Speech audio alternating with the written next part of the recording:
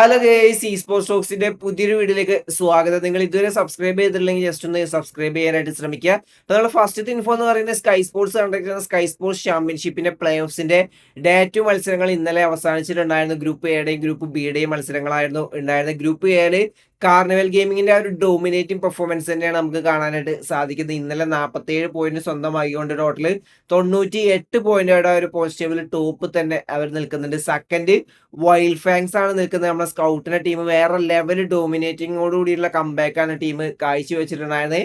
Match 4 15 ഫിനിഷസോട് കൂടിയുള്ള chicken dinner, അവിടെ tries God solo 8 ഫിനിഷസും, match 6 16 ഫിനിഷസോട് കൂടിയുള്ള ചിക്കൻ. അങ്ങനെ ടോട്ടല് 6 മാച്ചുകളിൽ 70 പോയിന്റാണ് അവർ ഇന്നലെ സ്വന്തമാക്കിയത്. അങ്ങനെ 15ാം സ്ഥാനത്ത് നിന്ന ടീം 2ാം സ്ഥാനത്തേക്ക് എത്തിയിരിക്കുകയാണ് 89 പോയിന്റുമായിട്ട്. തേർഡ് ഒറാങ്കുട്ടാൻ നിൽക്കുന്നുണ്ട് 89 പോയിന്റായിട്ട്. 5ാം സ്ഥാനത്ത് ഗോഡൽ നിൽക്കുന്നുണ്ട് 78 പോയിന്റായിട്ട്. നമ്മൾ ബ്ലൈൻഡിന്റെ പെർഫോമൻസ് നോക്കുകയാണെങ്കിൽ ഫസ്റ്റ് 2 മാച്ച് അത്യാവശ്യം ആവറേജ് പെർഫോമൻസ് ആയിരുന്നു. 13 പോയിന്റ് ടീം സ്വന്തമാക്കി. പിന്നീടുള്ള 3 മാച്ചുകളിൽ വെറും 3 പോയിന്റ് മാത്രമാണ് ടീം സ്വന്തമാക്കിയത്. ലാസ്റ്റ് മാച്ചിൽ 8 പോയിന്റ് സ്വന്തമാക്കി. അങ്ങനെ 6 മാച്ചുകളായിട്ട് 24 പോയിന്റാണ് ബ്ലൈൻഡ് സ്പോർട്സ് സ്വന്തമാക്കിയത്. അതുകൊണ്ട് തന്നെ 14ാം സ്ഥാനത്താണ് നിൽക്കുന്നത് 49 പോയിന്റുമായിട്ട്. ആൻഡ് ഈ ഒരു പ്ലേ ഓഫ്സിന്റെ ഫസ്റ്റ് റൗണ്ടുകളിൽ ആരും പുറത്താവുന്നൊന്നുമില്ല. അതുകൊണ്ട് തന്നെ ടീമുകളെല്ലാം സേഫ് ആണ്. ഇനി ഗ്രൂപ്പ് ബിയിലേക്ക് നോക്കുകയാണെങ്കിൽ ടീം സ്കൈ എന്ന് പറഞ്ഞുള്ള ഒരു ടീമാണ് ടോപ്പിൽ നിൽക്കുന്നത് 105 പോയിന്റായിട്ട്. സെക്കൻഡ് ഹണ്ടേഴ്സ് നിൽക്കുന്നുണ്ട് 81 പോയിന്റായിട്ട്. തേർഡ് ടീം സോൾ നിൽക്കുന്നുണ്ട് 80 പോയിന്റായിട്ട്. നമ്മളെ മല്ലൂർഗായുള്ള മിത്ത് ഒഫീഷ്യൽസ് ഇന്നലെ 28 പോയിന്റാണ് സ്വന്തമാക്കിയത്. അങ്ങനെ 43 പോയിന്റായിട്ട് പോസ്റ്റബിൾ ലാസ്റ്റ് ആണ് നിൽക്കുന്നത്. ബ്ലൈൻഡും മിത്ത് ഒഫീഷ്യൽസും നല്ലൊരു കംബാക്ക് ഇന്ന് കാഴ്ചവെക്കുന്നു നമുക്ക് പ്രതീക്ഷിക്കാം. അതിന്റെ അടുത്തൊരു ഇൻഫോ എന്ന് പറയുന്നത് PMGCയുടെ ലീഗ് സ്റ്റേജും കാര്യങ്ങളൊക്കെ അവസാനിച്ചിരിക്കുകയാണ്. നമുക്ക് ഗ്രാൻഡ് ഫൈനൽസിലേക്കുള്ള 16 ടീമുകളെയും കിട്ടിയിരിക്കുകയാണ്. 16 ടീമുകളാണ് PMGCയുടെ ഗ്രാൻഡ് ഫൈനൽസ് കളിക്കാൻ പോകുന്നത്. ലണ്ടനിൽ വെച്ചിട്ട് ലാൻ ഇവന്റ് ആയിട്ടാണ് നടക്കുന്നത്. ഡിസംബർ 6 മുതൽ 8 വരെയാണ് ഈ ഒരു PMGC നടക്കാനിരിക്കുന്നത്. ഈ ഒരു PMGC ലീഗ് സ്റ്റേജ് അവസാനിച്ചതോടുകൂടി നമ്മുടെ പബ്ജി മൊബൈലിലെ ഒരു ലെജൻഡ് പ്ലെയർ BTR വേണ്ടി കളിച്ചിരുന്ന സെക്സി ഈ ഒരു പബ്ജി മൊബൈൽ സ്പോർട്സ് റിട്ടയർ ചെയ്തിരിക്കുകയാണ്. ഈ ഒരു ക്വാളിഫിക്കേഷൻ ആവാത്തതിന്റെ അടിസ്ഥാനത്തിലാണ് ഈ ഒരു റിട്ടയർമെന്റും അവർ സെക്സി അനൗൺസ് ചെയ്തിട്ടുള്ളത്. അതിന്റെ അടുത്തൊരു ഇൻഫോ എന്ന് പറയുന്നത് BGMAയുടെ ഒരു വമ്പൻ ടൂർണമെന്റും അനൗൺസ് ചെയ്തിരിക്കുകയാണ്. ECL സ്നാപ് ഡ്രാഗൺ പ്രോ സീരീസ് 1 കോടി രൂപ പ്രൈസ് പൂൾ വരുന്ന BGMA ടൂർണമെന്റ് അവർ അനൗൺസ് ചെയ്തിരിക്കുകയാണ്. ജനുവരി 31 മുതൽ ഫെബ്രുവരി 2 വരെയാണ് ഇതിന്റെ ലാൻ ഫൈനൽസ് നടക്കാൻ പോകുന്നത്. ഇതിന്റെ രജിസ്ട്രേഷനും കാര്യങ്ങളൊക്കെ സ്റ്റാർട്ട് ചെയ്തിട്ടുണ്ട്. ESL ഇന്ത്യയുടെ അല്ലെങ്കിൽ നോഡ്വിന്റെ ഇൻസ്റ്റാ പേജ് ഒക്കെ ചെക്ക്ഔട്ട് ചെയ്ത് കഴിഞ്ഞാൽ നിങ്ങൾക്ക് ഇതിന്റെ രജിസ്ട്രേഷനും കാര്യങ്ങളൊക്കെ കാണാനായിട്ട് സാധിക്കുന്നതായിരിക്കും. നിങ്ങൾക്ക് ഒരു ടീം ഉണ്ടെങ്കിൽ നിങ്ങൾ എന്തായാലും രജിസ്റ്റർ ചെയ്യാനായിട്ട് ശ്രമിക്കുക. അടുത്തൊരു ഇൻഫോ എന്ന് പറയുന്ന ഒരു മലയാളി പ്ലെയറുടെ ID ബാൻ ആയിരിക്കുകയാണ്. മേ ബി നമുക്ക് ആദ്യമായിട്ടായിരിക്കും ഈ ഒരു T1 ലെവലിൽ കളിക്കുന്ന മലയാളി പ്ലെയറുടെ ID ബാൻ ആയത്. RNB സ്പോർട്സ് നിങ്ങൾക്ക് എല്ലാവർക്കും അറിയായിരിക്കും. ഇപ്പൊ സ്കൈ സ്പോർട്സിന്റെ റീസെന്റ് നടന്ന ടൂർണമെന്റ് റൗണ്ട് 4 കളിച്ചിട്ടുണ്ടായിരുന്നു.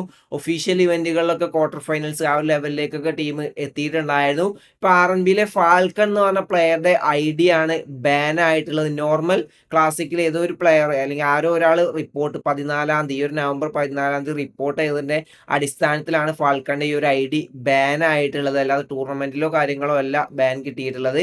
ആൻഡ് ഇതിന് നമുക്ക് RNBയുടെ അല്ലെങ്കിൽ ആ ഒരു ടീമിന്റെ ഭാഗത്ത് നിന്ന് കിട്ടിയ മറുപടി എന്ന് പറയുന്നത് ഈ ഒരു ID എന്ന് പറയുന്ന ഒരു ID സെല്ലറുടെ കയ്യിൽ നിന്നും വാങ്ങിയ ഒരു ID ആണ്. അപ്പൊ ആ ഒരു സമയത്ത് തന്നെ നമുക്കും പാസ്വേഡ് വന്നു. അവരും ആ ഒരു ID ലോഗിൻ ചെയ്ത് യൂസ് ചെയ്തിട്ടുണ്ടായിരുന്നു.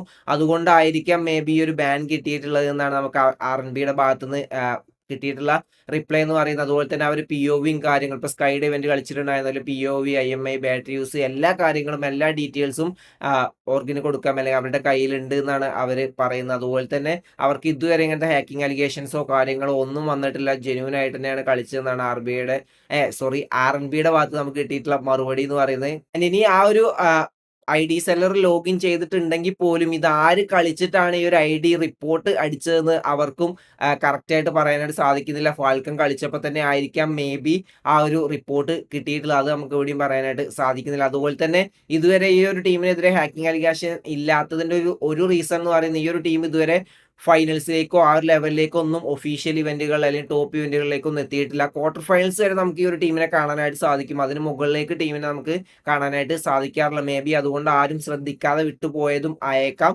നമുക്ക് എന്തായാലും ഒന്നും പറയാനായിട്ട് സാധിക്കുന്നില്ല. ഇത് ആദ്യമായിട്ടാണ് ഈ ഒരു T1 ലെവലിലേക്ക് എത്തിയിട്ടുള്ള ഒരു മലയാളി പ്ലെയറുടെ ID എന്തായാലും ബാൻ ആവുന്നത്. എന്തായാലും ടൂർണമെന്റിൽ ഈ ഒരു ടീമിനെതിരെ ഒരു അലിഗേഷൻസോ അല്ലെങ്കിൽ ഒരു സസ്പീഷ്യസ് ആയിട്ടുള്ള കാര്യങ്ങളോ ഒന്നും നടന്നിട്ടില്ല. ഈ ഒരു പ്ലെയറിനെ ശ്രദ്ധിക്കാനുള്ള കാരണം ഇപ്പൊ റീസെന്റ് ഒരുപാട് ക്ലച്ചുകൾ T1 പ്ലേയേഴ്സിനെതിരെ എടുത്തിട്ടുമുണ്ട്. അതുകൊണ്ട് ഒരുപാട് നോർത്ത് ഇന്ത്യൻ പ്ലേയേഴ്സും കാര്യങ്ങളൊക്കെ ഈ ഒരു കാര്യങ്ങൾ റീഷെയർ ചെയ്ത് പോകുന്നുണ്ട്. എന്തായാലും ടൂർണമെന്റിൽ സ്കൈ സ്പോർട്സിന്റെ ഇവന്റിൽ ടീമിന് ബാനോ കാര്യങ്ങളോ അങ്ങനത്തെ ഒന്നും കിട്ടിയിട്ടില്ല. അവരുടെ കയ്യിൽ POVയും കാര്യങ്ങളൊക്കെ ഉണ്ട്. എന്തായാലും നമുക്ക് വരുന്ന ദിവസങ്ങളിൽ ഇതിന്റെ കൂടുതൽ അപ്ഡേറ്റ് അറിയാനായിട്ട് സാധിക്കുന്നതായിരിക്കും. ആൻഡ് ഇതിനോടൊപ്പം തന്നെ നമുക്ക് അടുത്തൊരു ഇൻഫോം കിട്ടിയിട്ടുള്ളത് XFMൽ കളിക്കുന്ന ധ്രുവ് എന്ന് പറഞ്ഞ പ്ലെയറുടെ ഐഡിയും നവംബർ 23 ബാൻ ആയിട്ടുണ്ട്. നമുക്ക് എന്താണ് ഇപ്പൊ കാണാനായിട്ട് സാധിക്കുന്നത്. ഇപ്പൊ നടക്കുന്ന 2 ടൂർണമെന്റുകളിലും നമുക്ക് ഇതുവരെ കേൾക്കാൻ പറ്റാത്ത പ്ലേയേഴ്സ് ഒക്കെയാണ് അല്ലെങ്കിൽ ടീമുകളൊക്കെ കളിക്കുന്നതും ക്വാളിഫൈ ആവുന്നതും നമുക്ക് കാണാനായിട്ട് സാധിക്കുന്നുണ്ട്. ഇപ്പൊ XFMൽ ആ ഒരു പ്ലെയറുടെ ഐഡിയും ബാൻ ആയിട്ടുണ്ട്. ഇപ്പൊ റീസെന്റ് നടക്കുന്ന സ്കൈ സ്പോർട്സിന്റെ ഇവന്റിലും അവർ കളിക്കുന്നുണ്ട്, ടോപ്പ് 8 നിൽക്കുന്നുണ്ട്. എന്തായാലും നമുക്ക് കണ്ടു തന്നെ അറിയാം ഇതിന്റെ ഫർദർ അപ്ഡേറ്റുകൾ എന്താന്നുള്ളത്. അടുത്തൊരു ഇൻഫോ എന്ന് പറയുന്നത് റെഡ് ബുൾ എമിയോടെ സെമി ഫൈനൽസ് ഇന്നലെ അവസാനിച്ചിട്ടുണ്ടായിരുന്നു. ക്രൂഷ്യൽ ആയിരുന്നു, കാരണം ടോപ്പ് 16 ടീമുകൾ ലാൻഡ് ഫൈനൽസിലേക്ക് ക്വാളിഫൈ അല്ലെങ്കിൽ ഫൈനൽസിലേക്ക് ക്വാളിഫൈ ആവുന്നുള്ള രീതിയിലായിരുന്നു ഉണ്ടായിരുന്നത്. അതുകൊണ്ട് തന്നെ ഇന്നലത്തെ മാച്ചുകൾ നല്ല കോമ്പറ്റീഷൻ നമുക്ക് കാണാനായിട്ട് സാധിച്ചിട്ടുണ്ടായിരുന്നു. മാച്ച് 1 WSB ആ ഒരു ചിക്കൻ ഡിന്നർ കൊണ്ടുപോയി. ബ്ലൈൻഡ് സ്പോർട്സ് സ്റ്റേജ് 5 വരെ ഒരു പ്ലെയർ അഡ്വാൻറ്റേജ് ടീമിനുണ്ടായിരുന്നു. പക്ഷേ വെറും 4 പോയിന്റ് മാത്രമേ ടീമിന് സ്വന്തമാക്കാനായിട്ട് സാധിച്ചുള്ളായിരുന്നു. ഫസ്റ്റ് 2 മാച്ചുകളിൽ ടീം 10 പോയിന്റ് സ്വന്തമാക്കിയിട്ടുണ്ടായിരുന്നു. പിന്നീടുള്ള 2 മാച്ചുകളിൽ വെറും 1 പോയിന്റ് മാത്രമേ ബ്ലൈൻഡ് സ്പോർട്സിന് സ്വന്തമാക്കാനായിട്ട് സാധിച്ചുള്ളായിരുന്നു. അങ്ങനെ 9 പോയിന്റിന്റെ ഡിഫറൻസിലാണ് ബ്ലൈൻഡ് സ്പോർട്സിന് ഇതിന്റെ ലാൻഡ് ഫൈനൽസിലേക്ക് ക്വാളിഫൈ ആവാതെ ബ്ലൈൻഡ് സ്പോർട്സ് പുറത്തായിരിക്കുകയാണ്. പതിവ് പോലെയാണ് നമുക്കിത് കാണാനായിട്ട് സാധിക്കുന്നത്. ആദ്യത്തെ റൗണ്ടുകളൊക്കെ ടീം അടിപൊളിയായിട്ട് കളിക്കും. പിന്നെ സെമി ഫൈനൽസിലേക്കും ഫൈനൽസിലേക്കും എത്തുമ്പോൾ ടീം പതറുന്നതും ആ ഒരു കൺസിസ്റ്റൻസി ഇല്ലായ്മയും നമുക്ക് കാണാനായിട്ട് സാധിക്കാറുണ്ട്. ഇത്തവണ നമുക്ക് അത് തന്നെ കാണാനായിട്ട് സാധിച്ചു. ഫൈനൽസിലേക്ക് ക്വാളിഫൈ ആവാതെ 19ാം സ്ഥാനത്താണ് ബ്ലൈൻഡ് സ്പോർട്സ് ഫിനിഷ് ചെയ്തിട്ടുള്ളത്. ഇന്നലെ 4 മാച്ചുകൾ വെറും 11 പോയിന്റ് മാത്രമേ സ്വന്തമാക്കാനായിട്ട് സാധിച്ചുള്ളൂ. ന്യൂമൻ ഗെയിമിംഗ് ആ ഒരു പോസിറ്റീവില് ടോപ്പിലെത്തി 111 പോയിന്റോട്. സെക്കൻഡ് WSB എത്തി. ഇന്നലെ 2 ചിക്കൻ ഡിന്നറാണ് ടീം സ്വന്തമാക്കി 98 പോയിന്റോട് സെക്കൻഡ് പൊസിഷനിൽ നിൽക്കുന്നുണ്ട്. തേർഡ് നമ്മുടെ സ്കൗട്ടിന്റെ ടീം വൈൽഡ് ഫാങ്സ് നിൽക്കുന്നുണ്ട് 90 പോയിന്റോട്. 4ാം സ്ഥാനത്ത് ഗോഡൽ നിൽക്കുന്നുണ്ട് 89 പോയിന്റോട്ട്. 7ാം സ്ഥാനത്ത് സോൾ നിൽക്കുന്നുണ്ട് 78 പോയിന്റോടെ. 15ാം സ്ഥാനത്ത് കാർണിവൽ ഗെയിമിംഗ് നിൽക്കുന്നുണ്ട്. അവർക്കും ആ ഒരു 4ാമത്തെ മാച്ചിൽ ആ ഒരു ചിക്കൻ ഡിന്നർ ഭയങ്കര ഇമ്പോർട്ടന്റ് ആയിരുന്നു. ആ ഒരു ഇതിലാണ് അവരും ക്വാളിഫൈ ആയിട്ടുള്ളത്. തമിഴാസും ലാസ്റ്റ് മാച്ചിൽ ആ ഒരു ചിക്കൻ ഡിന്നർ സ്വന്തമാക്കിക്കൊണ്ടാണ് അവരും ക്വാളിഫൈ ആയിട്ടുള്ളത്. ടോപ്പ് ടീമുകളായുള്ള റെക്കനിങ്ങിനും TWOBക്കും ഒക്കെ ക്വാളിഫൈ ആവാനായിട്ട് സാധിച്ചിട്ടില്ല.